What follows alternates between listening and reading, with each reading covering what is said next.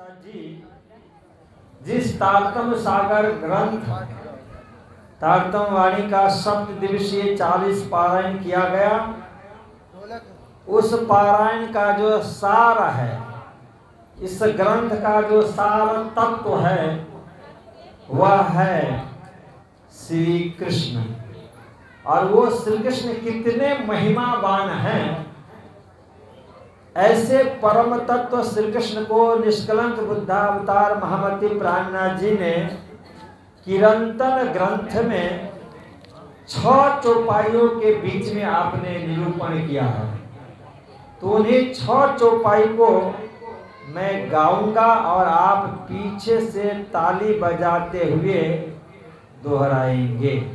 पर ना आवे तो ले एक नेरे, पर ना आवे तो ले एक नेरे, वो श्री कृष्ण का हंत मरा वाला, श्री कृष्ण का हंत मरा वाला, प्रसिद्ध प्रगट पादरी रे,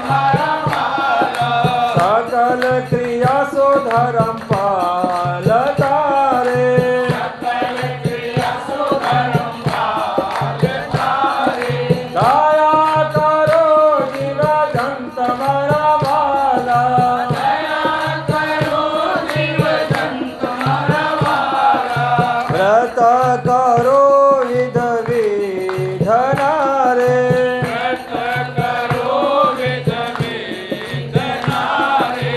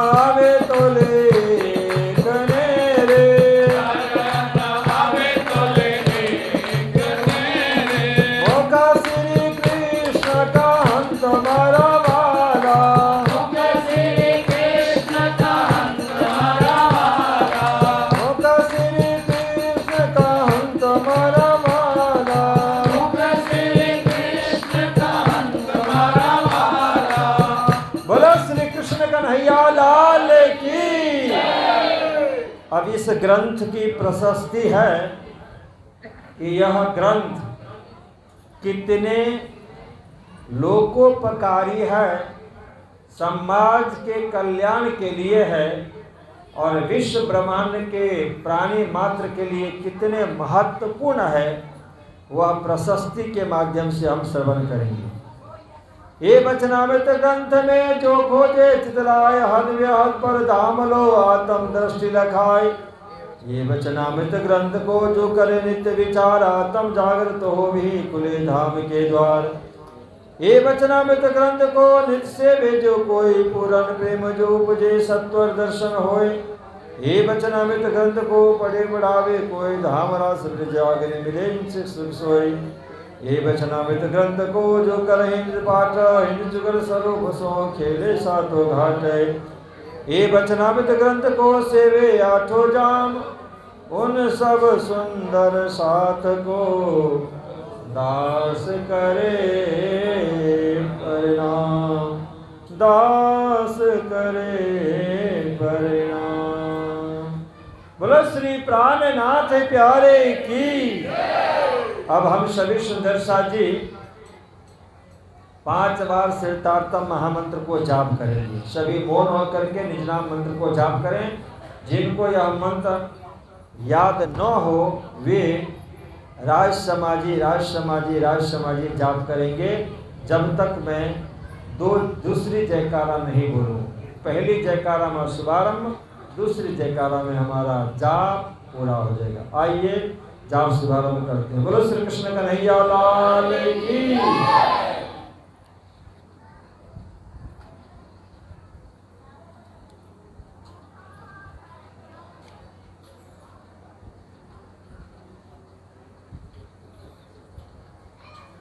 धाम पारण सुंदर सा जी खिलवत ग्रंथ से चौपाई प्रकट हुई है। प्रकरण संख्या 13 है, चौपाई 16वीं है।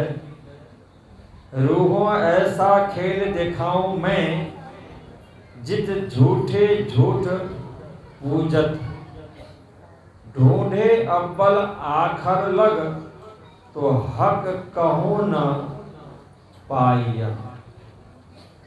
परम धाम में मूल मिलावा कंचन वन के सिंहासन पर श्री राज जी श्री श्यामा जी महारानी विराजमान हैं। नीचे 3 हार में ब्रह्म प्रियाएं बैठी हुई हैं। उस समय श्री राज जी ने ब्रह्म प्रियों को अक्षर ब्रह्म के द्वारा बनाया जाता जो हर हमेशा संसार, वह संसार रूपी खेल कैसा है वो दिखाने की बात उन्होंने की थी।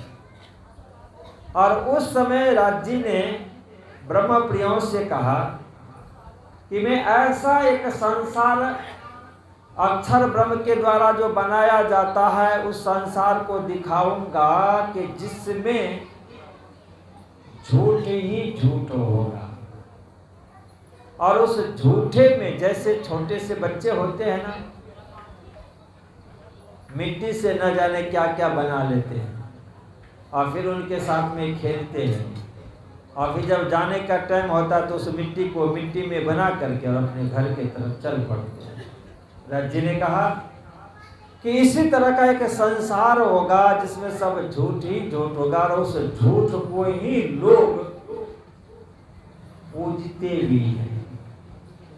देवी देवताओं को, ईश्वर भगवान को, भूत प्रेत को, पेड़ पौधाओं को, नदी और तालाबों को पूजते कि नहीं पूजते हैं? पर एक्चुअली में वो है क्या कि जब संसार प्रलय को प्राप्त होता है तो सब उसी संसार में घुल मिल जाता है। कैसे? तो जिस तरह से कि छोटे से बच्चों के साथ में जब खेलना शुरू करता है तो न जाने क्या क्या वो बना लेता है, फिर खेलता है और फिर जाने के टाइम में सबको भी खेल लेता है। इसी तरह से उन ब्रह्म प्रियों के लिए विराट जी ने कहा कि ऐसे ही संसार में मैं आपको भेजूंगा जहाँ पे झूठ ही झूठ है और उस झूठ को भी पूजा जाता है।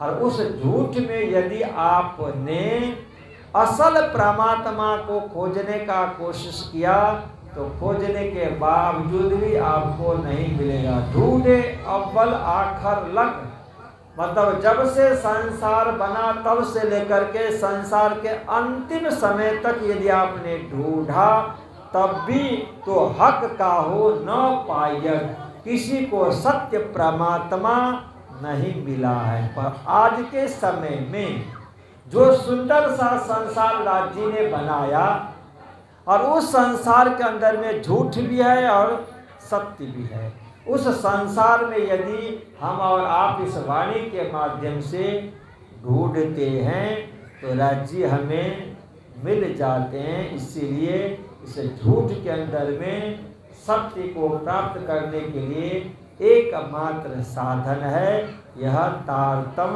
वाणी।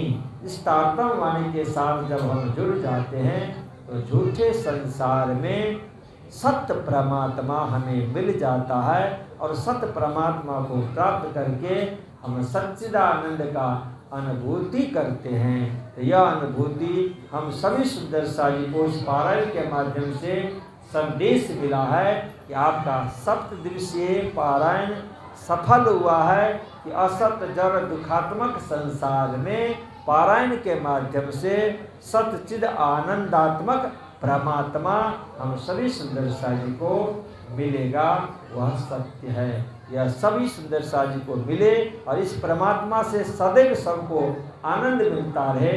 इसे मंगल कामना के साथ महामंगलपुरी धाम का भी आशीर्वाद, शेरपुर धाम का भी आपको आशीर्वाद सदैव मिलता रहे। बोलो श्री प्राणनाथ प्यारे की।